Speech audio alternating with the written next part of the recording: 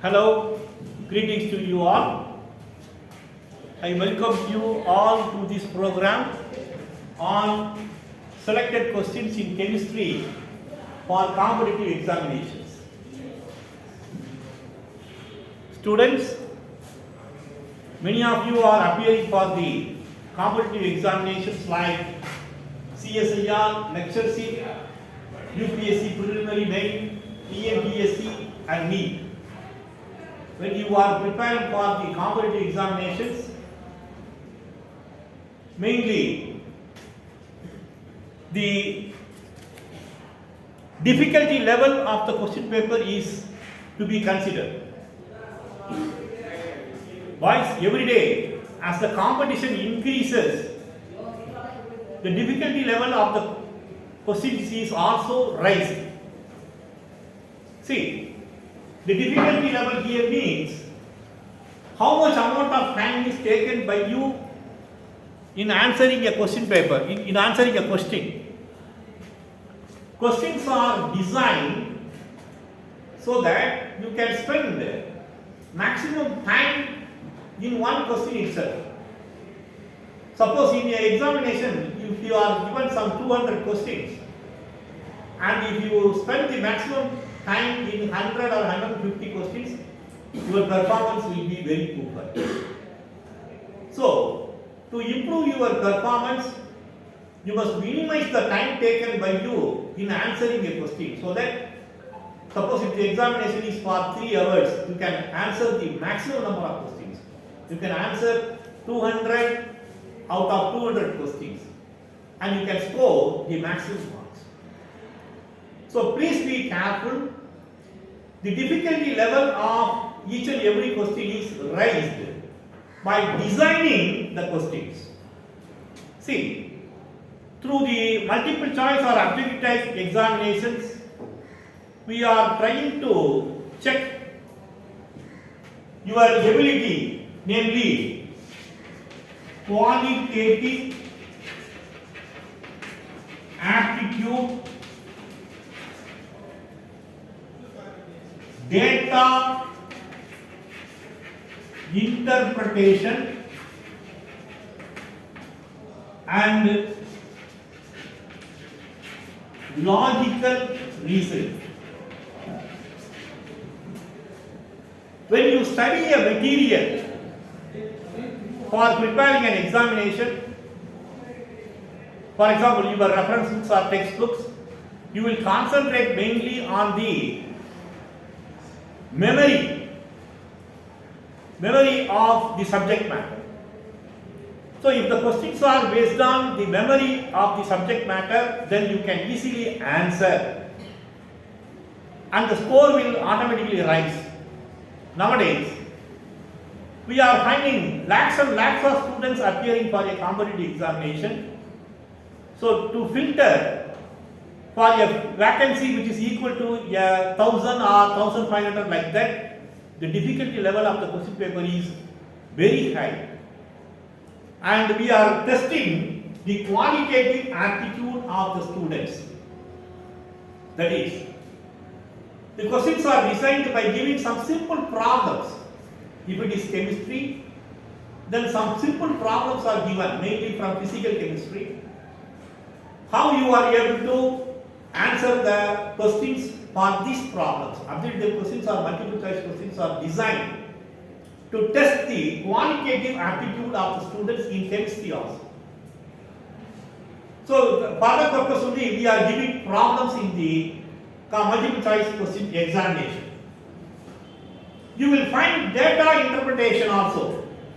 Questions based on data interpretation. We will give you a data and a question will be asked based on the data you are supposed to answer by interpreting the data. Normally, the data are given from spectroscopy, organic spectroscopy, inorganic spectroscopy. We will give you the data and the objective question is designed from spectroscopy. And logical reasoning.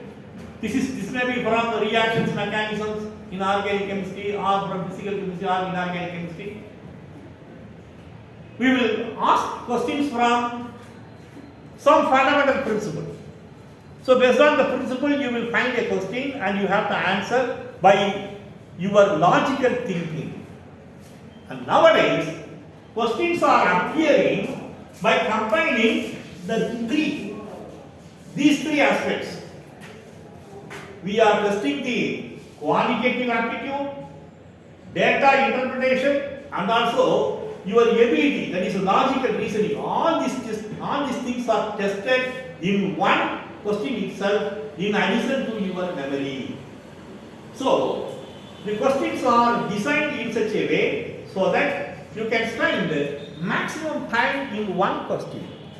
You must be very careful in answering the questions. First, you must answer the questions which are known to you. Suppose if you are given some 200 questions. Out of these 200 questions, some 100 or 75 questions may be very direct in nature. So you can easily answer those questions. First, answer those questions. Go through question number 1 to 200 and answer maximum number of questions within a short time. Suppose if you have a paragraph-like question, the question itself will be in the form of a paragraph with a lot of data. If you cannot understand and if you have to spend a lot of time in such a question, and if it is not easy for you to answer, then skip the question. Finish first cycle, say from 100 to 200. First, in the first cycle itself, if you are able to answer some 75 or 90 questions, it is well and good. Again, repeat. Try to answer the difficult questions. So in this way, if you proceed repeatedly, you can answer a maximum of 175 or 180 questions, depending on the examination and the question paper. So this is one way of achieving high score in any kind of competitive examinations. See, I said, these are the three aspects which are tested from a student apart from his memory: quantitative aptitude, data interpretation, and logical reasoning. See, does not these, by comparing these three aspects, questions are asked from chemistry, in chemistry also, in various competitive examinations. And our students are finding it difficult to answer such problem-based questions, such data-based questions involving logical reasoning. Recently, I have come across a few questions which are not answered by, which cannot be answered by the students. They have made a request through WhatsApp. For example, we have a WhatsApp group throughout India, Kutum. That is for the chemistry students or chemistry faculty, whatever it may be. Anyone who is connected with the chemistry can become a member of the Kutum WhatsApp. He may be a student, research scholar, or he may be a professor or faculty member. So a few students have asked questions through this WhatsApp group, Kutum, and through some other WhatsApp group also I have come across a few questions. So I have decided to answer those questions. I have selected some 3 questions through this program. First, today I am answering 3 questions. I am solving 3 questions. You can go through it and you can learn how to answer questions like this. If you are having more number of questions, then at the end of the program I will give my WhatsApp number and also my email ID. You can send your questions. I will try to solve them and I will present it in the form of a video. This is a service I am ready to render to the student community in chemistry. Now, I take you to the problems.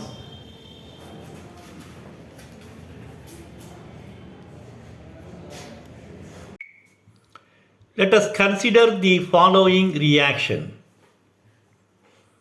In this reaction, the substrate A, which is 3-phenyl-2-bromopropane.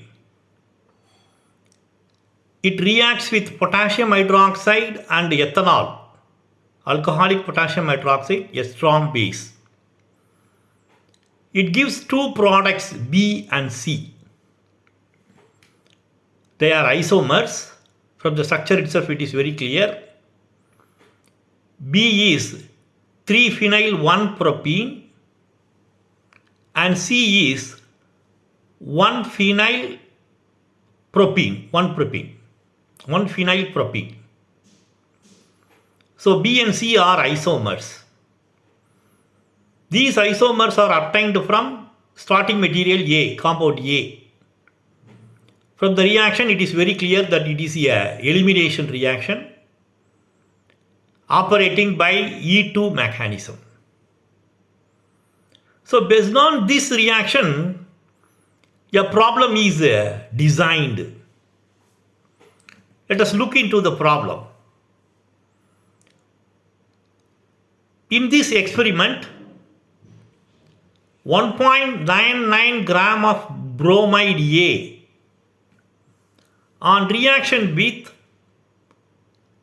ethyl alcohol and potassium hydroxide, strong base, alcoholic potassium hydroxide, gave 1.062 grams of a mixture of the olefins B and C.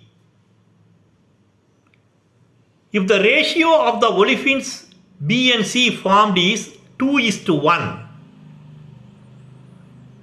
then the yields for the formation respectively is, 4 alternatives are given: A 60 and 30%,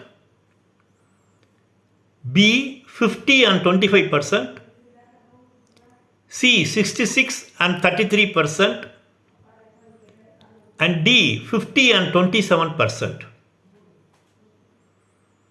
In this problem, the question is about the yield of the formation of B and C. So you must know what is meant by yield in a chemical reaction, in an organic reaction. It is nothing but the extent to which the reactants are converted into products.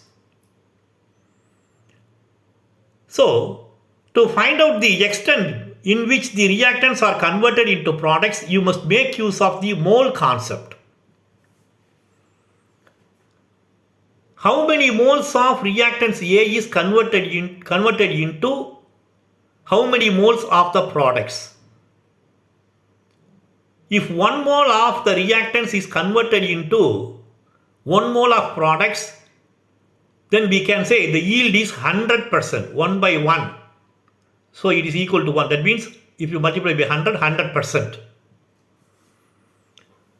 Remember, if 1 mole of the reactants are converted into 1 mole of products, it is 100%. So let us calculate the number of moles of reactant A that is taken for this reaction. In this experiment, 1.99 grams of bromide A is taken.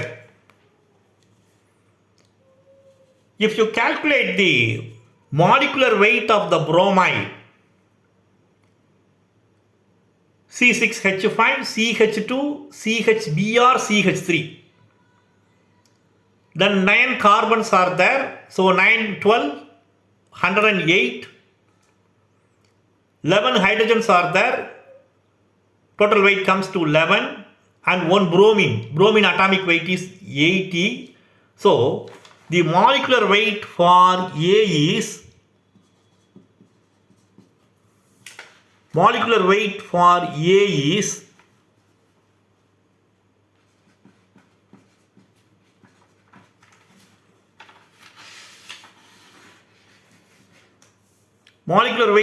A is 199.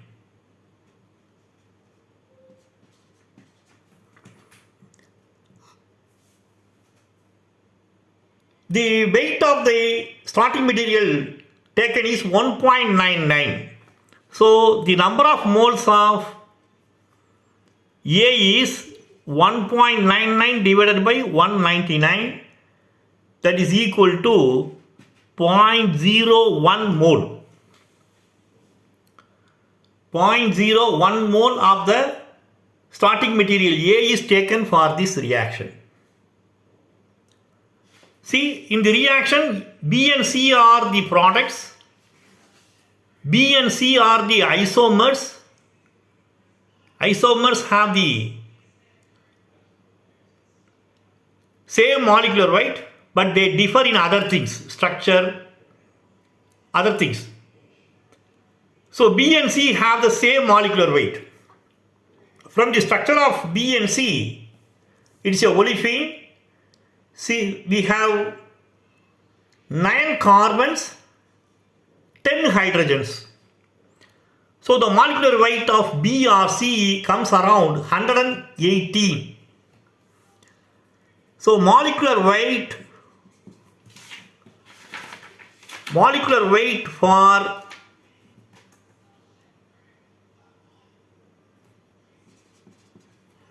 B or C is 118. The product that is obtained is 1.062 grams. So 1.062 grams, 1.062 divided by 118, it comes to around 0.009 moles. So this is the molarity of B and C in total products, molar concentration of the total products B and C, 0.09 moles. Now if you calculate the percentage of yield in this reaction, 0.09 divided by 0.01 into 100. That is the mole percentage of the products divided by the mole percentage of the starting material, mole, number of moles of the starting products divided by number of moles of the starting material into 100. It comes around 90%. See, the total yield is 90%. The ratio of the product formation is 2:1. See, here it is clearly mentioned. The ratio of the olefins B and C formed is in the ratio, 2:1. So, 2:1, that means out of 3 parts, you have 2/3 parts and 1/3 parts. 2/3 parts of B and 1/3 parts of C. 2/3 parts of B and 1/3 parts of product C. So 2/3 parts of 90% is 60 and 1/3 parts of 90% is C, that is 30%. So the answer is A. The correct answer is A. 60 and 30% products B and C are obtained in the ratio 2:1 and the yield is 60 and 30% in this chemical reaction. So answer is A. Now let me give a few more problems in this regard. See, this is also a problem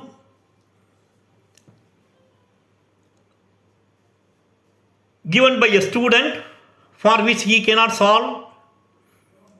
So I am giving the answer. Look at this question. A solution is prepared in which 0.00100 moles. See, after the decimal you have numbers, after the decimal you have zeros. There is no meaning at all. All these things are given only to confuse. it will make you to spend more time. 0.001 mole nickel nitrate and 0.05 moles of ammonia are dissolved in a total volume of 1 liter. What is the concentration of hexaquo nickel 2 plus ions in the solution at equilibrium? Hexaquo nickel 2 plus ions in the solution at equilibrium. See, this reaction is based on chemical equilibrium. First of all, you must know how to write the equilibrium reaction. Further, you must understand the chemical reaction. What are the chemicals participating in the equilibrium? What is the reaction between them? See, you are preparing a solution of nickel nitrate. Nickel nitrate, Ni2 plus is present. Nickel nitrate is taken to a extent of say 0.001 mole. See, when you are preparing the nickel nitrate solution, you are adding 0.5 moles of ammonia and you are making it up to 1 liter. 0.5 moles, nearly 500 times. So the concentration of ammonia is more alkaline condition. As a result, the aqueous ammonia will react with the nickel nitrate. So we get, because of the higher concentration of ammonia, and equilibrium is established. See, this is the equilibrium reaction I have written. Nickel nitrate with 2 equivalents of ammonium hydroxide. See, I need not. To establish the equilibrium only I am mentioning. Actually, the concentration of ammonia is excess, nearly 500 times of nickel. So now, no doubt, aqueous ammonia will react. Ammonia dissolved in water medium, aqueous ammonia, ammonium hydroxide, that reacts with the nickel nitrate. So we get the nickel aqua complex and ammonium nitrate. These are the products. The reactants are nickel nitrate and ammonium hydroxide. They are in equilibrium with nickel aqua 2 plus ion and ammonium nitrate. See, the concentration of nickel nitrate is 0.001 mole.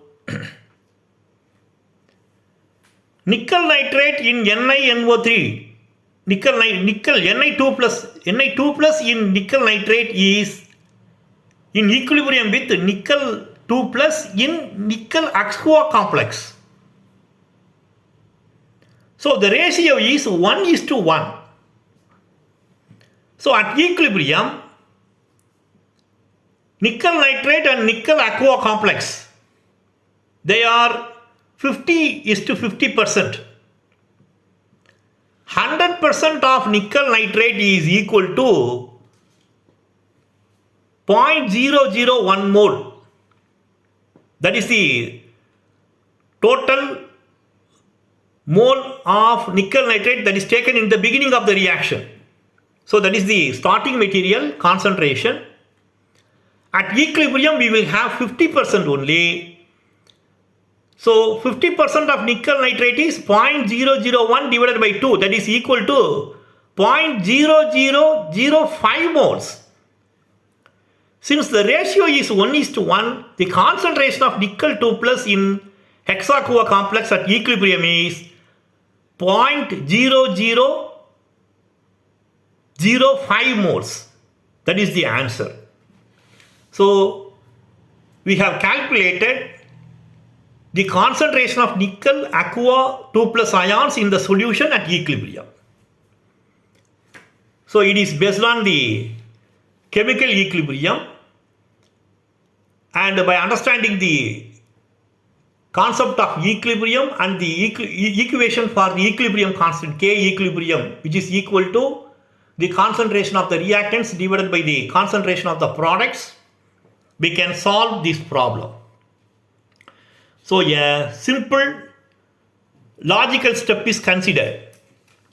That is, the key step is the ratio is 1:1. The products and the products and the reactants are in the ratio say 1:1 in this equilibrium.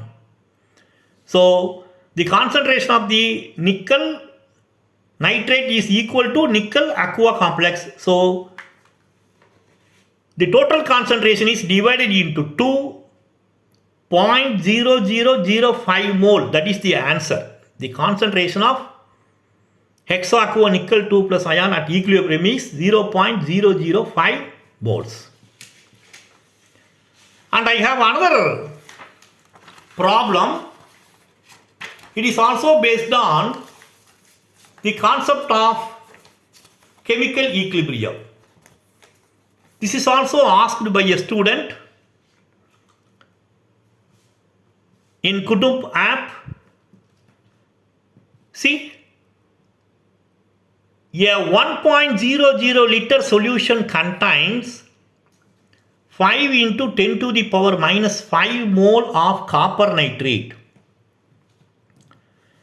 and 1 into 10 to the power minus 3 moles of ethylene diamine. What is the concentration of Cu2 plus H2O6 ions in the solution at equilibrium? So you have to find the copper aqua 2 plus ions in the solution at equilibrium. See, you are preparing an aqueous solution of copper nitrate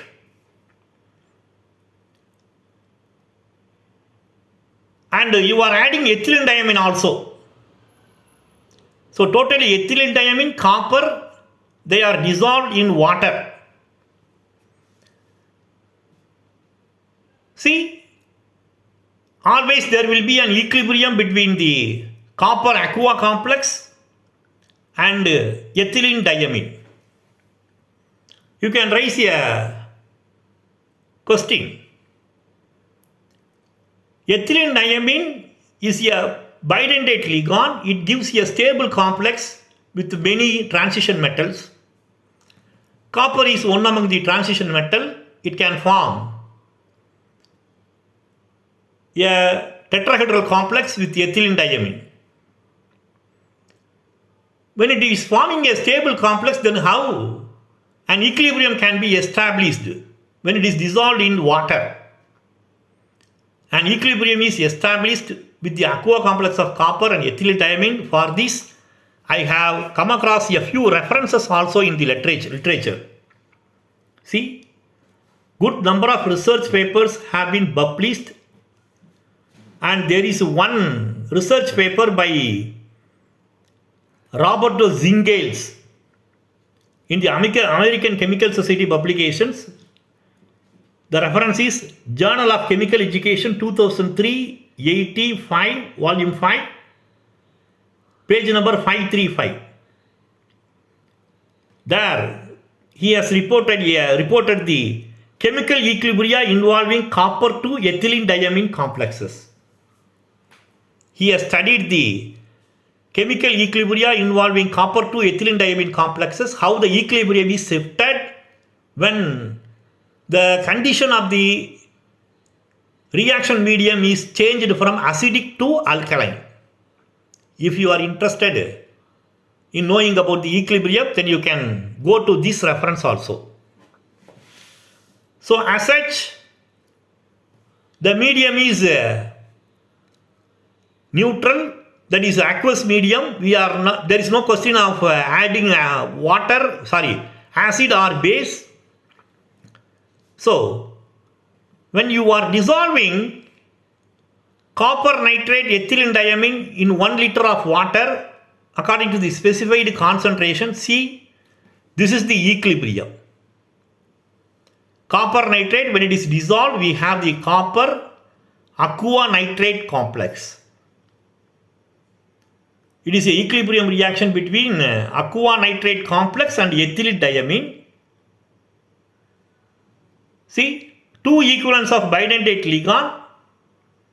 So the aqua ligands, monodentate ligands, are replaced by ethylene diamine. So you are getting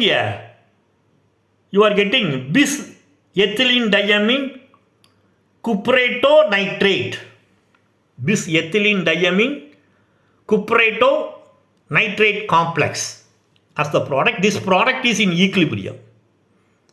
So there is a possibility of the bidentate ligand coming out of the complex. It is activated again to give you the starting material. So it is a equilibrium reaction between two complexes. One is the aqua complex of copper nitrate and another one is the ethylene diamine complex of copper nitrate. See, in this reaction also the same concept is applied. The initial concentration of copper nitrate is 5.00 into 10 to the power minus 5 moles. That is 100%. At equilibrium, we have Cu2 plus in the complex, aqua complex, and Cu2 plus in the ethylene diamine complex also. The equivalents are in the ratio 1:1, that is 50% to 50%. So it is very clear that 100% is 5.00 into 10 to the power minus 5. If you divide this one, the concentration of the aqua copper 2 plus at equilibrium is 2.5 into 10 to the power minus 5 moles. This is the answer. So the alternatives are not given. I have given you the correct answer. The alternatives are not given by the student also. So this is the correct answer. Whatever may be the alternatives, you have to find. If you know how to find the correct answer, then you can answer any objective type questions based on this equilibrium. See, now I give you my phone number and email ID. If you have any doubts like this, or if you want to have any answer like such problems, I will make an attempt and I will try to produce a video.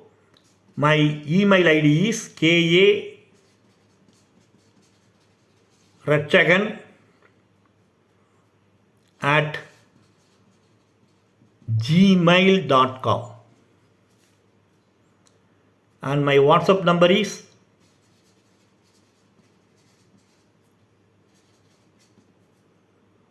8248799541.